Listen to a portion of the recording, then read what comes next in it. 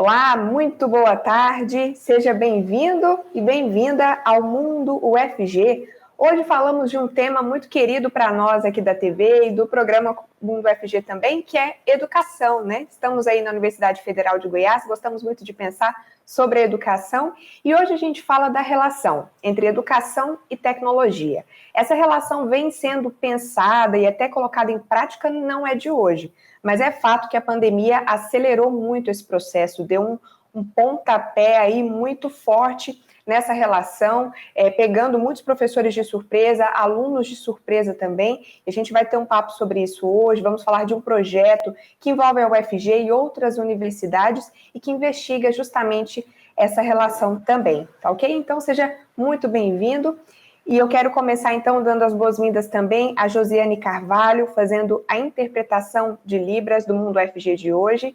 E para sermos o mais acessível possível, vou fazer a descrição da Josiane, que ela mesma escreveu, que é uma tentativa de sermos mais acessíveis aí para o público cego. A Josiane tem os cabelos na altura dos ombros, são cabelos lisos e com mechas no tom de loiro, e ela tem cor de pele branca, com olhos castanhos. A Josiane está usando roupa preta e tem os cabelos presos hoje num rabo de cavalo. Eu sou Letícia, sou uma mulher branca, tenho cabelos castanhos escuros, mais ou menos na altura dos ombros. Hoje estou usando uma blusa rosa clara com algumas flores coloridas. Atrás de mim, uma parede branca, várias paredes brancas, e em um dos meus lados está uma das plantas aqui da minha casa, algumas folhinhas verdes. Bom, quero dar as boas-vindas, então, aos nossos convidados deste primeiro bloco, a professora Ada Echalar, que é professora do programa de pós-graduação estricto sensu em Educação em Ciências e Matemática e professora do Departamento de Educação em Ciências do Instituto de Ciências Biológicas da UFG. A professora é integrante do grupo de pesquisa CADIO, que é o grupo sobre o qual nós vamos falar bastante hoje, e a professora também faz parte do Fórum de Licenciaturas da UFG. Dou as boas-vindas também ao Marcos Antônio Alves Filho, mestrando no programa de pós-graduação de Educação em Ciências e Matemática, na UFG também, e integrante do grupo de pesquisa CADIO. Muito obrigada pela presença de vocês, é um prazer tê-los aqui para conversar sobre esse tema tão caro e tão importante, né? Eu queria começar com a professora, de maneira geral, como é que a gente pode pensar de que forma que a tecnologia, de fato, impacta, muda a rotina da sala de aula ou do aprendizado, tanto para professores quanto para estudantes? Antes de responder, eu queria que você começasse com a sua autodescrição, por favor. Bem-vinda. Boa tarde a todos, todas e todes. Eu sou a professora Ada Echalar, como bem apresentado pela Letícia. Tenho cabelos curtos, estou sentada em uma poltrona vermelha e uso um vestido florido com fundo bege e flores avermelhadas e amarelas. E é um grande prazer poder conversar nessa tarde de hoje com vocês. Letícia, quando a gente fala das tecnologias em sala de aula, a primeira coisa que nós precisamos pensar é que as tecnologias já estão no ambiente escolar há muito tempo, né? Quando o professor utiliza um giz, são tecnologias, o quadro, os livros, e as tecnologias de informação e comunicação, as chamadas tecnologias digitais, adentram a escola a partir do momento que essas tecnologias são desenvolvidas pela humanidade, pelo mundo, e aí se constituem políticas para a inserção delas na escola, de modo a tentar contribuir em alguma maneira, em alguma medida, para o trabalho docente e para a relação de ensino-aprendizagem. Então, historicamente, trabalhar com tecnologia faz parte do fazer profissional do professor, das analógicas, assim chamadas, as digitais de comunicação e informação, as que vierem a surgir. Então, o professor é um profissional que está habilitado a trabalhar os conteúdos científicos com os diversos recursos. E as produções humanas, como são frutos desse desenvolvimento da humanidade, sempre impactam a escola, seja por meio dos seus produtos, as tecnologias em si, ou de técnicas, como do processo de desenvolvimento da ciência, que é o locus, né, da escola. A escola tem como cerne os conteúdos científicos. Então, toda ação humana, né, na relação da história social e da história natural, e seus produtos e processos fazem parte do fazer escolar, da dinâmica escolar. É lógico que numa ordem sistematizada, de uma educação formal, mas são constituintes importantes da profissão. Professora, você tocou num ponto importante, que é a questão de sistematizar, de planejar, de estudar como isso vai ser feito, né? Não só no ambiente ali presencial, como o GIS, por exemplo, é uma tecnologia, mas agora na pandemia também, de forma remota, né? A tecnologia intermediando. Eu fiquei pensando, eu queria muito que o Marcos pudesse comentar, Marcos, esse momento foi uma surpresa para o mundo inteiro, em todos os aspectos, né? Da saúde, social, e na educação também, né? Então, esse planejamento foi ou não feito, ou feito às pressas, né? Como é que você vê aí, como mestrando na área de educação, essa mudança tão abrupta para os professores? Queria que você começasse fazendo sua descrição, por favor.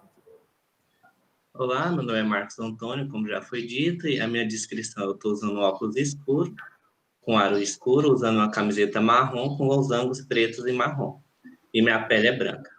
E essa questão do planejamento, eu acho muito importante você destacar isso, porque para a organização da atividade docente, o planejamento é extremamente importante, porque é no planejamento que organiza os conhecimentos que vão ser sistematizados, é no processo de planejamento que organizo o porquê eu estou ensinando determinado conteúdo científico, é no processo de planejamento que eu compreendo quais condições eu vou construir minha aula, é no processo de planejamento que eu compreendo para quem eu estou ensinando. Então, nesse caso, como foi uma emergência e foi tudo muito rápido, aconteceu um atropelamento do planejamento. Tanto que a gente não percebe que o Estado da educação básica, pública, não tem nenhuma plataforma unificada para poder transmitir as aulas. Cada professor está utilizando uma plataforma independente do outro. Então, o que isso acontece? A falta de planejamento da atividade do docente implica na falta de objetivos pedagógicos. Então, como cada professor utiliza sua plataforma de maior, que ele tem mais afinidade, ou cada professor simplesmente vai com o que tem ou com o que a escola oferece, às vezes as escolas nem possuem condições de oferecer um ensino à distância de forma regular, o que acontece? O planejamento é atropelado, os objetivos pedagógicos são prejudicados, e nesse sentido, o próprio processo de ensino e aprendizagem é prejudicado. Então, o que a gente percebeu durante o Estado é um critério de emergência, mas que não houve nenhum planejamento, não houve nem sequer um planejamento emergencial das escolas. Ficou quase cada um por si. E dentro da educação isso é preocupante, porque educação precisa ser um trabalho coletivo, plural, considerando todas as individualidades dos professores, dos alunos, dentro da escola. Então, pular o planejamento é extremamente danoso para a educação, tanto presencial quanto à distância. Professora, pegando o gancho nisso que o Marcos falou, você comentou como a educação ela é um reflexo de como a sociedade se desenvolve, né? Pensando nas tecnologias. Mas também é um reflexo de como a sociedade é desigual, muitas vezes, né, professora, em termos de ambiente onde o estudante pode aprender, as condições que ele tem de chegar a essa escola, o próprio caminho percorrido da casa até a escola, às vezes, é muito exaustivo, enfim, tem muitas questões envolvendo, né? Eu queria que você comentasse com a gente o seguinte: a questão da tecnologia, como o Marcos falou, em algumas escolas isso foi de forma mais precária do que em outras. Você acredita que a pandemia vai deixar na prática, um alerta de vamos planejar algo mais específico para a tecnologia? Você acha que de fato vai acontecer isso, pensando nas escolas que hoje, na urgência, tiveram mais dificuldade? Então, pensar no espaço educativo deveria prescindir um projeto de sociedade que se almeje, um projeto de educação. E o que nós vemos, em grande medida, infelizmente, no nosso país, são projetos de governo, que ficam dentro naquele tempo específico daquela gestão, né? A questão da entrada das tecnologias na escola, das tecnologias digitais, a gente entende ela desde que ela está aí no mundo, então não tem um novo aí. O que nós temos agora é um uso intensivo numa condição de anormalidade, porque vivemos uma pandemia, então não estamos em condições normais, e, como o Marcos colocou, de uma forma abrupta. E como nós temos políticas de governo e não de Estado, e não para um projeto de sociedade, ao final de cada governo, nós, como pesquisadores da área de educação e tecnologias, nós conseguimos identificar a roda começando de novo, né? Pensar a roda novamente, começar do zero, e se desconsidera o que vinha sendo feito. Então, por exemplo, tínhamos no Estado mais de 28 núcleos de tecnologia educacional distribuídos no Estado, que foram, em grande medida, ou extintos ou hoje estão subutilizados, com o mínimo de funcionários, e que neste momento de pandemia, desde 17 de março, né, aí da metade de março, poderiam estar dando suporte aos professores da rede estadual e municipal. Como eles foram desativados, porque não há esse projeto, não se pode começar a dar continuidade a projetos anteriores, fica se inventando a roda, e nesse inventar a roda pouco se anda, né? Na verdade, fica patinando, gerando uma série de complexidades ainda maiores. O que a gente vê, de fato, são propostas de inclusão excludente, que, na verdade, mais excluem, mais selecionam, mais qualificam poucos e desconsideram uma grande maioria, né? Os dados aí a quantidade de adolescentes e crianças, né, matriculados aí nas escolas, que conseguiram efetivamente acompanhar as aulas, é um dado muito preocupante. São muitos estudantes. Nós vamos falar em 40%, né, efetivamente conseguiram, e os outros 60%.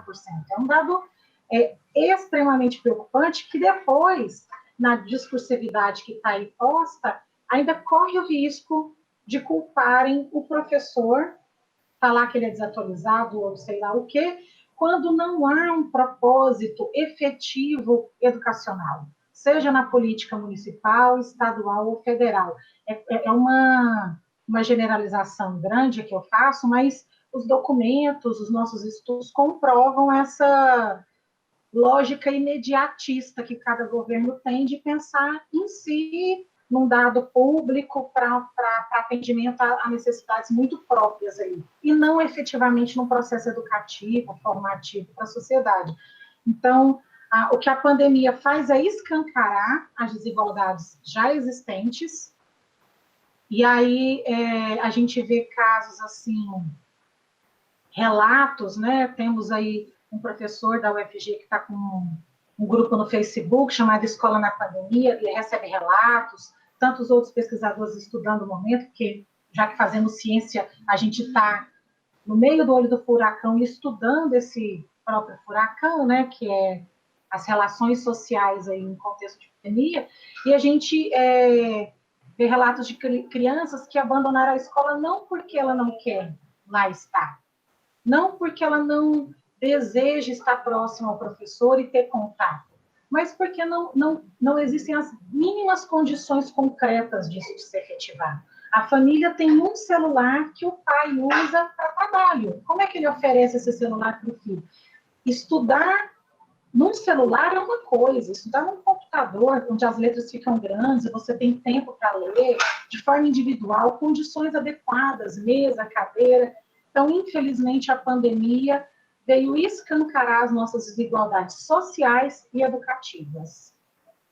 E mesmo que a gente vença todas essas questões que a professora falou, ainda tem a medida, né, eu acredito, a ponderação do uso da tecnologia. Queria até ouvir o Marcos sobre isso, porque recentemente foi divulgada uma pesquisa que eu vi ser bastante divulgada assim, nas redes sociais, de que o uso excessivo das telas, né, do meio digital está fazendo o QI das novas gerações ser mais baixo. Enfim, é uma pesquisa que diz isso, né? Não é necessariamente a verdade absoluta, mas é uma pesquisa. Outros apontam que pode comprometer a concentração da criança. Marcos, existem estudos, né? Existe a atenção com a formação do professor ali, enfim, para ter um limite disso, né? É justamente a importância que a professora falou de se fazer ciência sobre educação também, né? É uma pergunta muito interessante. Eu acho importante a gente olhar a finalidade que a tecnologia é produzida. Inicialmente, se a gente for olhar a história da internet, ela foi pensada no processo de militar, em transformação de dados militares. Hoje, ela foi pensada para consumo de mídia. O que acontece hoje é porque as tecnologias exigem um critério de multitarefa. Elas são pensadas para a gente fazer várias coisas ao mesmo tempo. Ou seja, há uma horizontalização das atividades, ou seja, eu faço uma, duas, três, quatro, cinco coisas ao mesmo tempo, só que sem verticalidade. Um exemplo disso é o Facebook. O que a gente tem que ver é olhar a postagem, curtir ou não, partir para a próxima. E, diferentemente, o processo educativo, ele não é só no sentido horizontal, ele precisa de verticalidade, ele precisa de tempo para adentrar no conteúdo específico, ele precisa de tempo para a gente apropriar determinados conceitos da ciência. Por exemplo, eu sou professor de ciências e biologia, então eu preciso que o aluno verticalize para ele pensar biologicamente determinado fenômeno. Então, isso não dá somente, simplesmente, vem coisas rápidas, eu preciso de verticalidade, tempo de estudo. Então, as tecnologias, elas são pensadas no sentido de velocidade, e às vezes a educação precisa de a gente parar e pensar.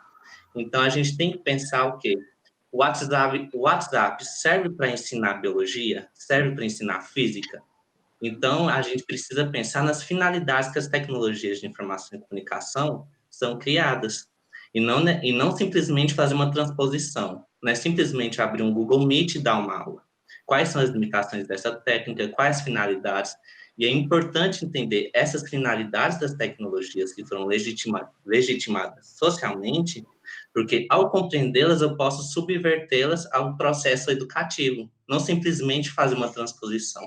Então, acho que, e por isso eu volto à questão do planejamento. A gente só consegue fazer essa subversão com planejamento, com tempo para planejar, pensando nos conteúdos que é coerente ensinar com tal instrumento ou não. Então, acho que é importante isso, é pensar as finalidades das tecnologias. E um exemplo desse tipo de iniciativa que pretende estudar, analisar a educação e tecnologia é o grupo de pesquisa CADIO, que lançou há pouco aí um projeto que, na verdade, é um livro. Olhem que interessante o título. Trajetórias, apropriação de tecnologias por professores da educação básica pública. É um pouquinho que a gente já começou a conversar aqui, mas eu queria ouvir mais a professora Ada. Professora, queria que você começasse contando para a gente sobre esse grupo de pesquisa e sobre o livro, como que ele foi feito, como é que vocês fizeram essa análise. Então, a pesquisa Trajetórias, e aí como tem um nome grandão, né, a gente chama por Trajetórias, ela é resultado de uma pesquisa que, na verdade, é uma continuidade de uma pesquisa que o grupo já desenvolvia, ela é financiada pelo CNPq, e busca compreender o trabalho docente por meio da apropriação das tecnologias. E de onde que nós pensamos, né, e construímos esse objeto? Porque na pesquisa anterior, denominada Ecos e Repercussões, e aí eu convido vocês a entrarem no site do CADIO, cadio.org, e acessar o livro que está lá disponível em PDF, nós compreendemos o processo de formação de professores para o uso de tecnologias. E as nossas conclusões é que há uma racionalidade objetiva histórica, que há uma consciência do professor ao fazer uso ou não das tecnologias, e ao fazer essas decisões intencionais, a gente queria entender mais. Para que finalidade, o porquê, de que modo, em que condições. E aí, vamos então compreender, né, nessa pesquisa, e aí o livro explicita esse processo, qual que é a trajetória, quais são as trajetórias desses profissionais, dessa classe de trabalhadores, né, que são os professores, no processo de se apropriar da tecnologia e, com isso, constituir o seu trabalho docente, o seu trabalho, a sua atividade humana de trabalho. E aí a gente, para isso, vai fazer reentrevistas, faz observações em campo, faz uma entrevista, coletamos documentos, analisamos. É uma pesquisa que foi desenvolvida em 4 anos, né? Financiada, todas as nossas pesquisas são financiadas pelo CNPq, e é um trabalho coletivo muito intenso, mas muito prazeroso. E a gente está muito feliz em poder estar lançando aí essa obra.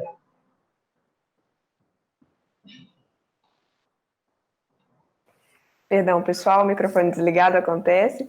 Marcos, nessa empreitada da pesquisa e do projeto, são vários integrantes, né, em momentos diferentes de formação, na graduação, na pós-graduação, né, nos mais variados momentos. Eu queria que você comentasse a importância de ter essa na equipe e da importância desse trabalho para pensar a formação mesmo de quem lida com a educação no dia a dia.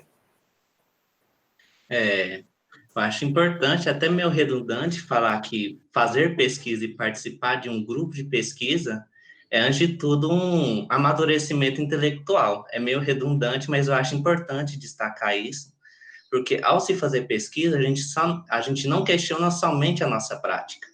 A gente põe em questão a nossa própria forma de pensamento. O que faz a gente, o que orienta a nossa atividade. Então, a questão não é só sobre o fazer, mas por que fazemos, como fazemos, a quem fazemos. Então, esse processo de amadurecimento intelectual é tanto importante para diversos níveis de informação, desde graduandos, que foi o meu caso quando eu entrei no grupo de pesquisa em 2015, desde a doutores, como é o caso de alguns alunos do grupo CADJO. Então, você coloca em questão essa perspectiva do o que eu estou fazendo, mas por que eu estou fazendo. E outro ponto que eu acho importante destacar também, é importante o grupo de pesquisa e na formação dos professores, é o compromisso político com o objeto de estudo. Eu não acho, eu compreendo, acho que é importante enfatizar isso, que eu compreendo que fazer pesquisa, investigar a realidade, não é só simplesmente achar conclusões e publicar um artigo, é você ter compromisso com o objeto de estudo. Então, por exemplo, eu não posso estudar educação e defender a meritocracia, porque é incoerente. Eu tenho que ter coerência com o objeto de estudo que eu analiso.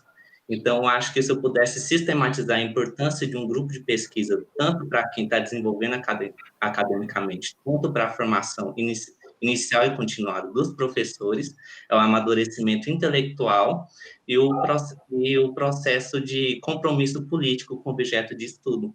E isso não vale somente para as ciências humanas. As ciências da natureza também, quem investiga a natureza, tem esse compromisso político. Porque não adianta nada eu estudar ecologia e defender o desmatamento da floresta. São coisas incoerentes.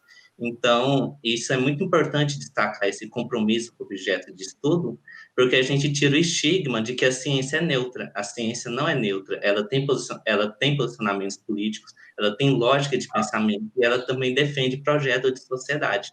Tanto que existe essa diferença interna na ciência, que existem diferentes fundamentos epistemológicos para se pensar a pesquisa científica. Tanto que existem várias correntes epistemológicas que têm concordância e discordâncias entre si para se pensar a pesquisa.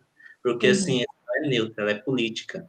E por isso que o grupo de pesquisa é importante para a gente conseguir evidenciar isso, deixar mais claro isso no nosso pensamento. E, professora, por que o nome Trajetórias? Por que foi escolhido esse nome? E eu queria ouvir de você também, o Marcos já comentou um pouco, mas na sua opinião, que importância tem esse trabalho, o que ele deixa para a educação?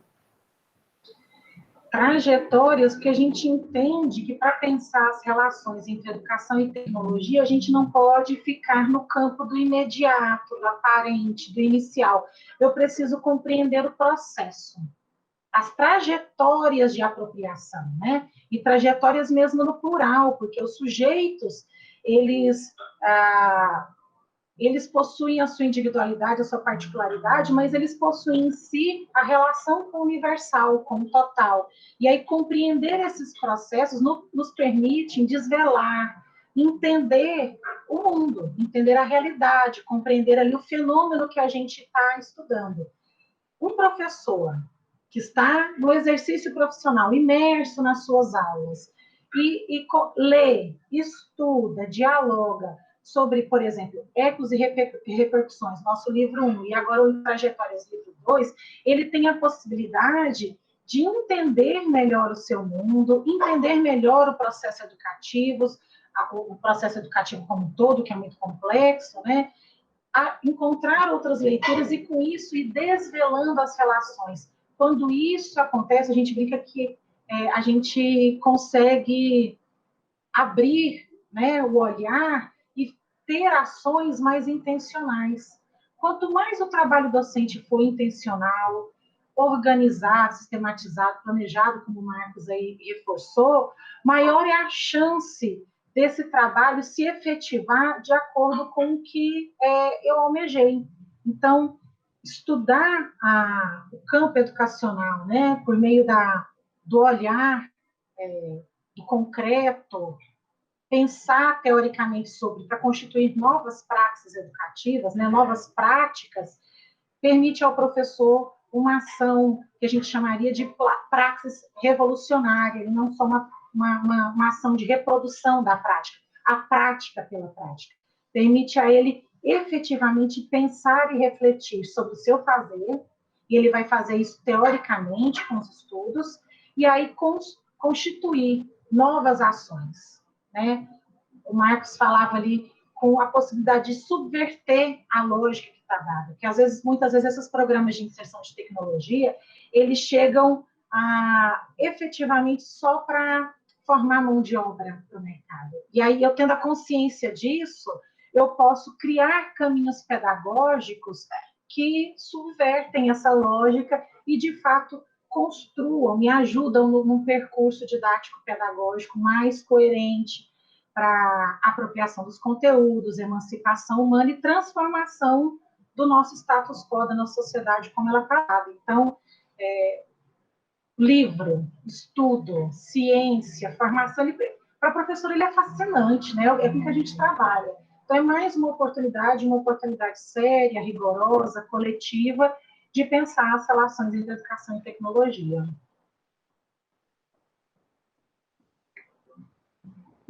Mais um probleminha no microfone, perdão, pessoal. Você comentou, professora, da palavra transformação. Acho que é uma transformação que começa agora, mas quando a gente fala em educação, ela tem um alcance gigantesco, né, no tempo e no espaço, e vai a muito longo prazo, né? Eu quero parabenizar a professora, o Marcos também, pela pesquisa, pelo projeto, e agradecer muito por terem conversado aqui conosco hoje. Uma conversa muito importante, aprendi bastante, tenho certeza que quem está em casa aprendeu muito também. Nós vamos para um intervalo super rápido, na volta continuamos falando do projeto, com convidadas de outras instituições de ensino, porque o projeto vai além da Universidade Federal de Goiás, é uma força-tarefa mesmo para falar de educação, tá ok? Marcos, Ada, muito obrigada, e você que está nos acompanhando, não sai daí não, que o intervalo é bem rapidinho.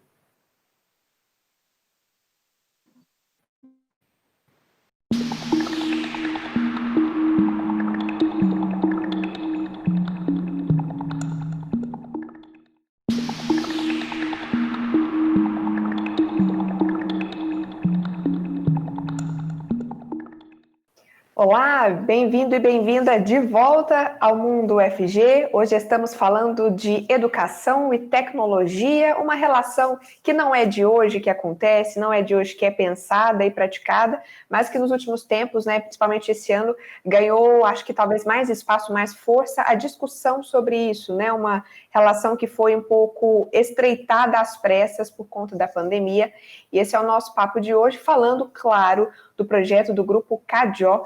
Então, vamos continuar a conversa. Eu vou refazer, então, a minha autodescrição. Para você que começou a nos acompanhar agora, agora no segundo bloco, a gente faz essa autodescrição para sermos o mais acessíveis possível. Eu sou Letícia, sou uma mulher branca, tenho cabelos mais ou menos na altura dos ombros, cabelos castanhos escuros. Atrás dos meus lados, uma das plantas aqui da minha casa. Eu estou usando uma blusa rosa claro com algumas flores coloridas. Agradeço também a nossa intérprete de Libras de hoje, a Josiane Carvalho. Vou ler aqui a descrição que a Josiane mesmo escreveu sobre ela. Ela tem os cabelos na altura dos ombros, são cabelos lisos e com mechas no tom de loiro. Josiane tem cor de pele branca e olhos castanhos. Ela está usando uma roupa toda preta e hoje está com cabelos presos em um rabo de cavalo. Então, vou dar as boas-vindas para as convidadas do nosso segundo bloco. Sejam muito bem-vindas.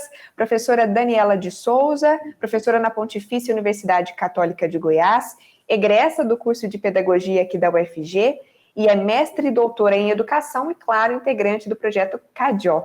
E muito bem-vinda também, professora Joana Peixoto.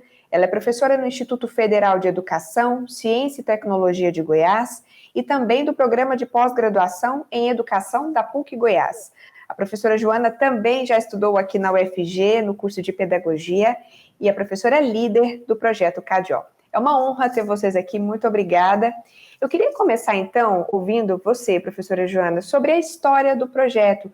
No bloco passado, a gente entendeu o objetivo, como é que ele vem desenvolvendo e lançou, por exemplo, o livro, né, recentemente, mas como é que surgiu esse grupo, com que objetivo, quem faz parte? Queria entender, fazer um check-up aí do projeto para a gente entender. Seja muito bem-vinda. Queria que você começasse, por favor, fazendo sua autodescrição. Ok.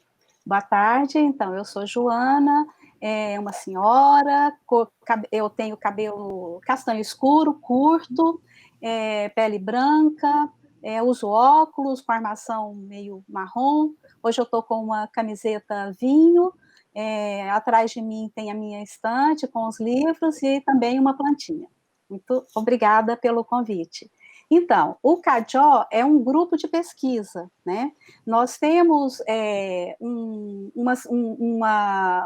incentivo por parte do sistema de pós-graduação no Brasil, da criação de grupos de pesquisas, que são, então, pesquisadores que se agrupam investigando, estudando temas específicos. Então, o CADIO é esse grupo de pesquisa. Não sei se a Ada e o Marcos já explicaram o que quer dizer CADIO, devem ter explicado, não? Então, eu vou falar.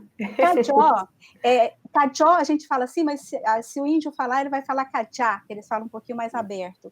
É o nome que os índios caiapó dão para aquele joguinho que chama cama de gato. Cama de gato é aquele jogo que é um barbante único, que você fica fazendo diferentes formações com aquele barbante, traçando diferentes desenhos com aqueles fios, né? Então, a gente gosta muito desse nome, que a gente acha que expressa bem o trabalho que a gente realiza no grupo, a forma como a gente vê as relações entre os sujeitos sociais e os objetos técnicos, né? Assim como esse fio, a gente pensa que objetos técnicos e sujeitos sociais não são polos separados, eles compõem um mesmo contínuo, e as relações entre eles permitem diferentes formações. Tá? Então, por isso que a gente dá esse nome. O CADIO nasceu em 2007, né? Já é um adolescente aí, um jovenzinho, no programa de pós-graduação em educação da PUC Goiás. Quando eu entrei, né, comecei a dar aula no programa. Então, fui reunindo os meus orientandos, estudantes interessados nessa temática, e começamos a trabalhar. A partir do tempo, muitos estudantes, que eram estudantes de mestrado, de doutorado, de graduação, eles foram se titulando, então se tornaram mestres, doutores, eles próprios ingressaram em programas de pós-graduação, como a Ada mesmo, que esteve com vocês no bloco anterior, né? Então ela entrou para o CADIO, ela estava cursando doutorado. Ela é doutora em educação, hoje ela compõe o programa de pós-graduação em educação em ciências e matemática da UFG, né, e continua no CADIO. E ela vai, por sua vez, ela vai trazendo também os seus orientandos, como é o caso do Marcos também, que esteve com vocês no bloco anterior. Então, o CADIO é esse grupo de pesquisa, ele é interinstitucional, ele é formado por pesquisadores da UFG, do IFG, que é a instituição na qual eu trabalho atualmente, da PUC Goiás, a instituição onde está Daniela e professora Rose, que também compõem o grupo, do IF Goiano, da UEG e professores da rede municipal e da rede estadual de educação. Então, são diversas instituições. Temos estudantes, como eu tentei descrever, estudantes de iniciação científica, estudantes de mestrado, estudantes de doutorado, professores de mestrado, professores de doutorado. Então, são estudantes e professores dos diversos níveis e modalidades de ensino, agrupados em torno dessa temática e numa perspectiva muito particular. Não sei se eu estou falando muito, porque tem uma questão importante, eu acho, do CADIO. Talvez a Daniela possa também ajudar, né? Ela como todos os integrantes do grupo, né, nós somos muito imbuídos da nossa abordagem, né, da nossa forma de ver essas relações entre tecnologias e educação. A gente tem uma perspectiva de desconstruir alguns rótulos, desconstruir alguns mitos, né, que existem a partir nessa visão do papel da tecnologia na educação. Então, a tecnologia para a gente não é um meio, nem é um fim, a gente tenta perceber a tecnologia como fruto de uma construção sócio-histórica. Então, o nosso trabalho é muito de desconstrução de mitos, vamos dizer assim. Ah, importante isso. Eu queria, então, ouvir a professora Daniela, que mitos são esses, que exemplos que a gente pode dar desses mitos e como é que é essa desconstrução. Muito bem-vinda também, professora, um prazer ter você aqui para conversar com a gente. Eu queria que você começasse, então, fazendo sua autodescrição e logo depois contasse para a gente sobre esses mitos aí que vocês vêm desconstruindo. Certo. Eu sou morena clara, meu cabelo é um pouco abaixo do ombro, cabelo castanho escuro. Eu também uso óculos, mas os meus óculos têm aros escuros, um pouco puxadinho assim de lado, como gatinho. Eu estou num cômodo que tem atrás de mim uma porta. Eu estou com uma blusa verde e estou com um brinco de argola, que, como meu cabelo é escuro, ele aparece aqui pelo cabelo. Bom, muito obrigada pela oportunidade de estar aqui para falar desse tema que é tão rico para nós e do grupo agora nesse primeiro momento. Olha, eu acho que nesse momento da sociedade, né, que a gente tem a tecnologia descontextualizada, então a tecnologia muitas vezes aparece na educação como a salvadora da pátria, né? Como aquela que vai democratizar os acessos, vai facilitar os processos de ensino-aprendizagem, que vai tornar o trabalho do professor mais fácil, porque ele pode receber os planejamentos prontos pelo celular, né, num clique. Né? Nós temos empresas que estão distribuindo planejamentos para os professores. Esse é um dos mitos que o Cadijó luta para desconstruir num processo não só de estudos teóricos a respeito disso, mas de diálogo mesmo, né? Com toda essa comunidade de professores, não só esses integrantes do Cadijó, mas a gente também trabalha com os professores em geral, assim, né? Com cursos de extensão que a gente realiza, né? Em outros momentos, assim, que a gente tem de diálogo sobre essas questões. Quando a gente compreende a tecnologia como elemento da cultura, ela se torna multiplamente determinada. E numa sociedade capitalista, né, neoliberal, produtivista como a nossa, ela vai materializar, ela vai expressar todas as contradições dessa sociedade. Então, nós defendemos, o problema não é a tecnologia, é o uso que tem sido feito dela. Então, esse é um dos mitos que a gente pretende desvelar, né? Junto à sociedade e, no nosso caso específico, a comunidade de professores, a nossa classe docente. Então, assim, compreender que a tecnologia ela tem sido utilizada como elemento de pasteurização do conhecimento, né, do conteúdo, como homogeneização do processo. O processo educativo está sendo fragmentado, né, pela forma que ela tem sido utilizada. Então, essa é uma das formas, uma das coisas que a gente tem trabalhado. Isso agora no ensino remoto, né, no ensino à distância, na pandemia, ficou muito mais exposto. E por isso é que a gente tem trabalhado tanto, né, e visto a importância desse nosso trabalho. Se você me permite, Letícia, acho que junto com esse mito tem um outro muito importante, eles estão ligados, mas tem uma certa particularidade. Então, o mito é esse, de que a tecnologia vai salvar a educação, né? Como se ela fosse um objeto neutro que viesse resolver tudo. Outro mito que nos orienta muito, nos inquieta muito, é associar o uso da tecnologia à inovação pedagógica. Então, tem essa coisa, né? Se a gente usa o computador, se a gente usa a internet, se a gente usa um recurso moderno, a gente vai necessariamente modernizar, atualizar e transformar a educação. Então, esse é outro tema sobre o qual a gente discute muito, estuda muito, se aprofunda bastante, né? Porque a gente percebe o que foi algo, inclusive, que motivou lá desde o surgimento do CADIO, desde a minha tese de doutorado, né?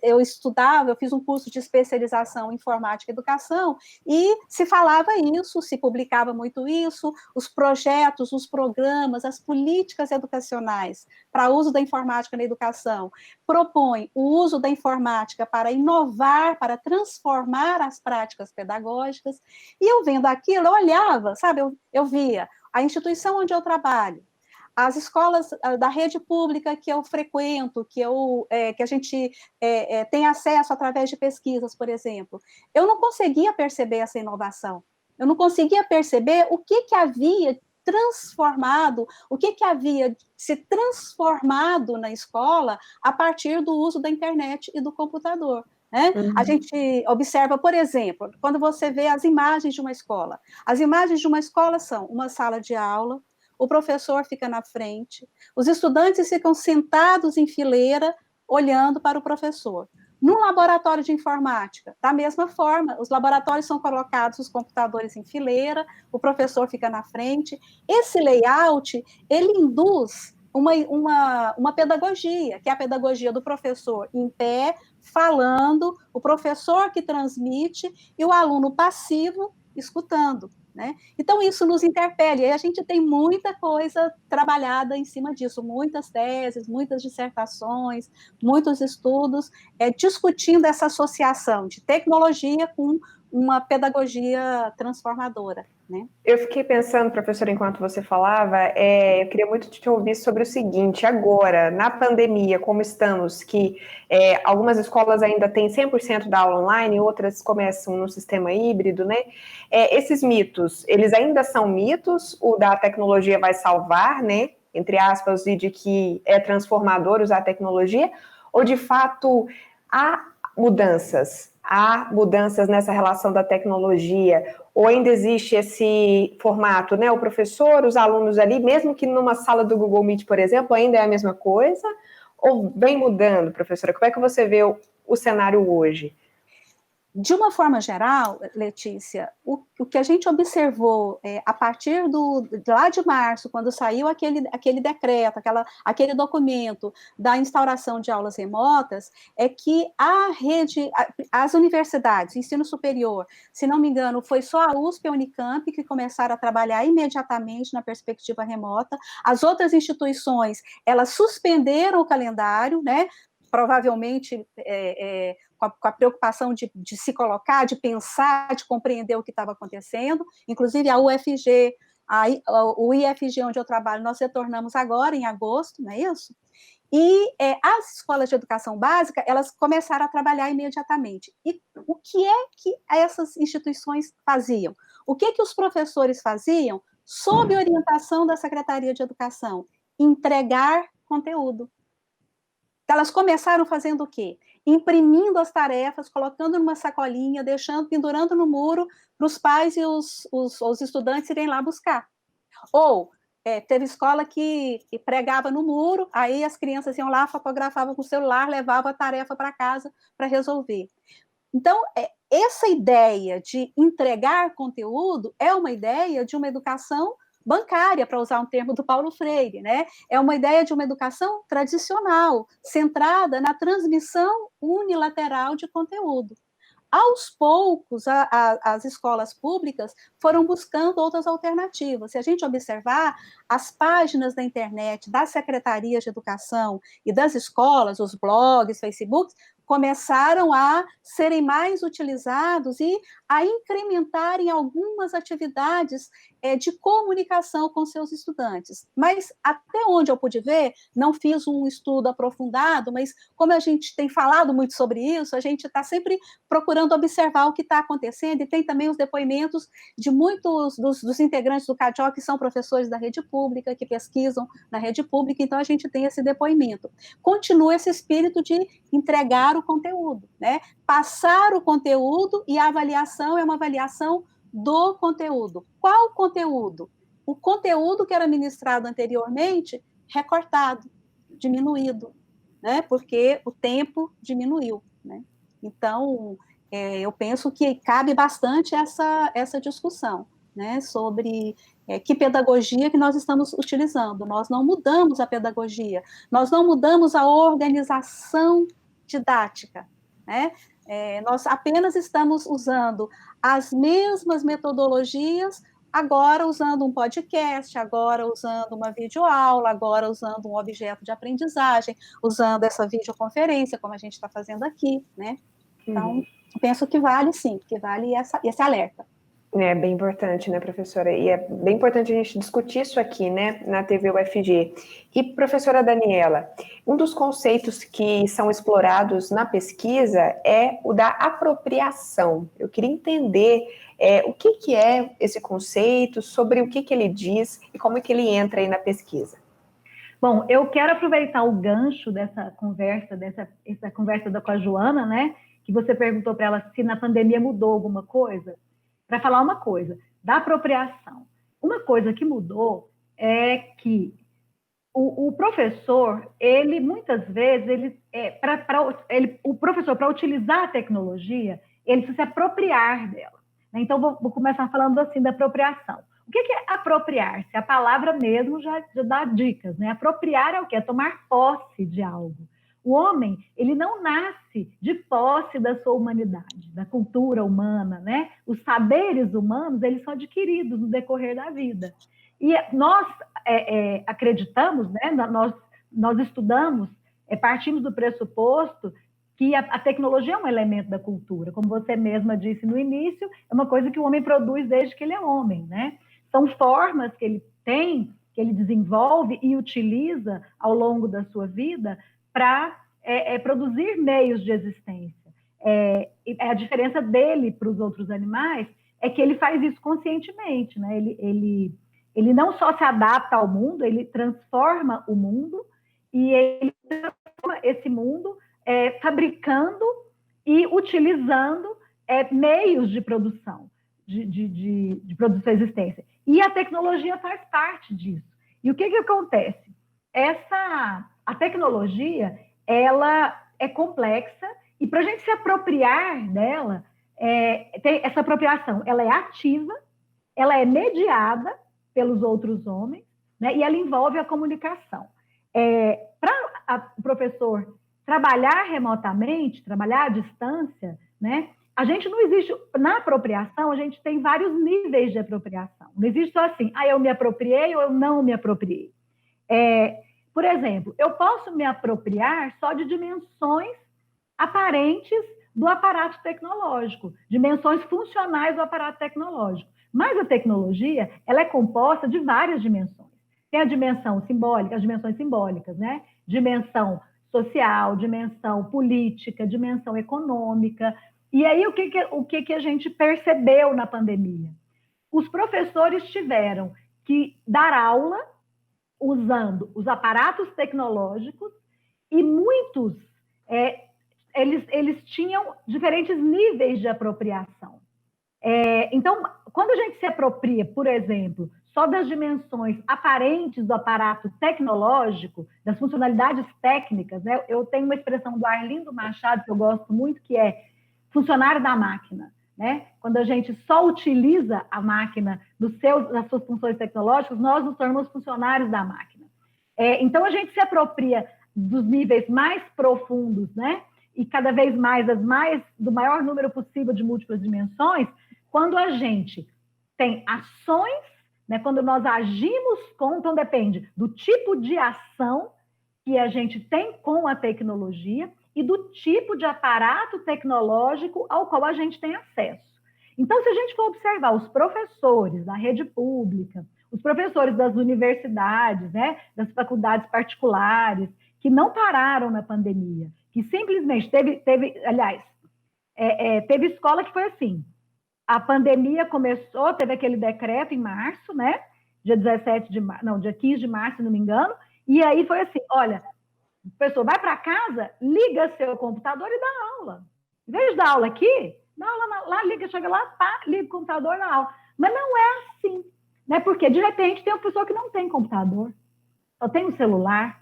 Tem um professor, E o aluno também, que não tem uma rede de dados que permita que ele dê, por exemplo, aula nas 3 escolas que ele trabalha, ou que o aluno tenha aula das 7 da manhã ao meio-dia. A internet dele não permite essa conexão, né? Não permite acessar a essas plataformas. Então, assim, acho que a pandemia deu uma ideia para a gente, assim, foi bem contundente nessa questão dos níveis de apropriação. Professores e alunos sofreram, aprendemos muito, né? Mas sofremos muito também com essas diferenças, né? E uma coisa interessante da apropriação, quando eu falo tomar posse de um mundo humano, né? Porque o homem, ele nasce, ele é colocado em contato com o mundo, não é colocado sozinho, já tem um mundo que existe, né? E ele é colocado em contato com esse mundo, ele não está sozinho, ele vai conhecer esse mundo por meio de outros homens, as relações sociais, né, que ele estabelece. E esse tomar posse não é uma coisa individual. Não é assim. Primeiro que não é uma transposição do que está fora para o que está dentro. É uma transformação, né? Porque é um movimento dialético, né? Porque o homem, ao se apropriar de elementos do mundo, ele se transforma, né? E ao entrar em contato com o mundo, ele transforma o mundo, ele modifica esse mundo. Então, primeiro que é esse movimento dialético de transformação, e segundo, que depende da condição de classe. Porque, olha, a humanidade, ela já produziu inúmeras riquezas, né? Riquezas materiais, riquezas culturais, que inclusive nem se separam assim tanto. Mas a gente sabe que não são todos que têm acesso a todas as riquezas produzidas pela humanidade. Então, justamente porque vivemos numa sociedade capitalista, dividida em classes, né? A gente sabe que há uma distribuição desigual de riquezas. E, da mesma forma, existe uma disponibilidade desigual de acesso a essa cultura produzida pela humanidade. Então, eu só consigo me apropriar daquilo que eu tenho acesso, que a minha classe social tem acesso. E essa apropriação tem muito a ver com a classe social a qual eu pertenço e com a atividade que eu exerço naquela sociedade. Professora Daniela, você tocou num ponto que, inclusive, a gente começou a discutir no bloco passado, das diferenças, da desigualdade social e de como o que está na sociedade, de maneira geral, ele é refletido na educação, independentemente, seja no avanço tecnológico e também na desigualdade de acessos, né? Eu queria, professora Joana, te perguntar o seguinte: é possível que a educação seja menos dependente ou menos impactada por essa desigualdade? O que eu quero dizer? Se vem de uma questão estrutural, a desigualdade social dos pais das crianças, pensando na educação de crianças e adolescentes, é possível que políticas públicas, que estrutura da escola, ela consiga minimizar um pouco isso para o processo de aprendizagem? É possível na seguinte perspectiva, né? Vamos pensar assim: a escola, a educação, ela compõe o todo que é a sociedade, né? Então, a gente pode pensar que tudo que está presente na sociedade está presente também na educação. Todas as ideias, todos os valores, todos os interesses estão lá presentes. E certamente que vai estar presente, como as instituições, elas são aparatos do Estado, tudo que está presente na sociedade vai estar presente na escola também na mesma proporção. Então, que valores, que ideias, que princípios, que interesses que vão predominar no interior da escola? Aqueles que predominam na sociedade como um todo. Então, os interesses, por isso que usar o computador não vai transformar em si por si as coisas. Se queremos transformar a sociedade, tornar essa sociedade menos desigual, o movimento é de colocar em questão esse interesse, esse valor, essas condições que prevalecem. E colocar em valor, né, construir a possibilidade de que os valores, os interesses da classe trabalhadora se fortaleçam. Então, é possível É possível, mas é possível a partir dessa consciência de que esses valores, esses interesses que a gente vai estar reforçando na escola, eles não são aqueles que dominam, não são aqueles que predominam. Significa, então, uma ação de resistência, uma ação de oposição. Então, é possível, e desde que estejamos conscientes de que estamos trabalhando numa perspectiva de oposição, de resistência ao que domina, a um valor que é concentrador de renda nas mãos de poucos, concentra a renda, concentra o poder econômico, concentra o poder cultural, a educação, tudo nas mãos de poucos. E aí acho que dá até para a gente voltar a falar do CADJO, porque o CADJO é um grupo de pesquisa que atua nesse sentido, né? Nós queremos transformar o mundo, queremos transformar a sociedade, porque nós colocamos em questão radicalmente essas injustiças. Nós sabemos que essas desigualdades sociais, Letícia, elas não são uma perfumaria, elas não são só uma questão de forma, elas estão na estrutura da sociedade, na forma como os seres humanos, os sujeitos estão organizados para obter a sua sobrevivência. Tem gente que é proprietário, tem uma classe que é proprietária do meio de produção e outra classe que não. A classe que não é proprietária do meio de produção precisa vender a sua força de trabalho para aquela outra classe. Então, consciente disso, significa, então, essa resistência significa uma defesa de um outro projeto de sociedade, de uma transformação. Então, nós temos consciência que o nosso trabalho é um trabalho de resistência, é um trabalho de oposição. Então, no interior do própria pesquisa em educação, por exemplo, nós não representamos esse grupo hegemônico. Se você vê, isso fica muito claro, né? Mas nós estamos lá lutando, defendendo nossos interesses, nossas propostas, trabalhando para defender, então, uma educação pública de qualidade, né? Como um direito de todos. E a tecnologia é uma possibilidade dentro desse projeto.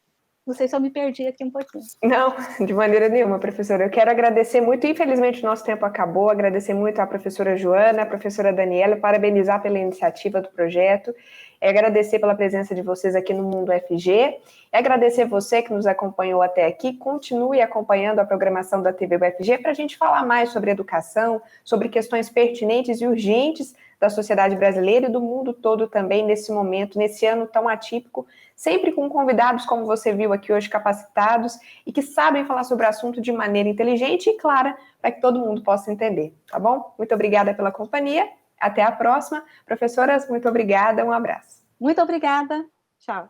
Nós agradecemos, tchau, até a próxima. Até.